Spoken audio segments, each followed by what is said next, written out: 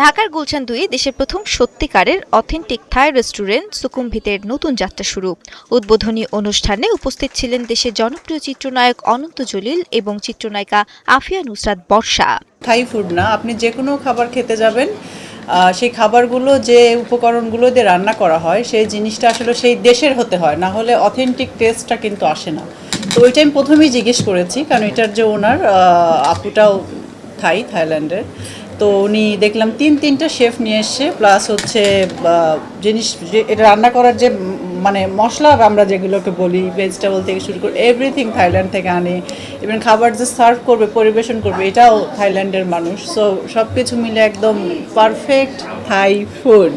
ঢাকায় এবার উপভোগ করতে যাচ্ছি আসল থাই খাবার ও সাংস্কৃতিক স্বাদ। গুলশান ২ যাত্রা শুরু করেছে বাংলাদেশের প্রথম বাস্তব অথেন্টিক থাই রেস্টুরেন্ট সুকুমভিত। সুকুমভিতের বিশেষত্ব হলো এর সম্পূর্ণ থাই শেফ ও সার্ভিস টিম। এখানে কর্মরত অভিজ্ঞ থাই শেফরা এবং সম্পূর্ণ থাই সার্ভিস স্টাফ সরাসরি থাইল্যান্ড থেকে আমদানিকৃত উপকরণ ব্যবহার করে খাবার প্রস্তুত করেন, যা স্বাদ, গন্ধ ও উপস্থাপনা নিশ্চিত করে শতভাগ থাই অথেন্টিসিটি।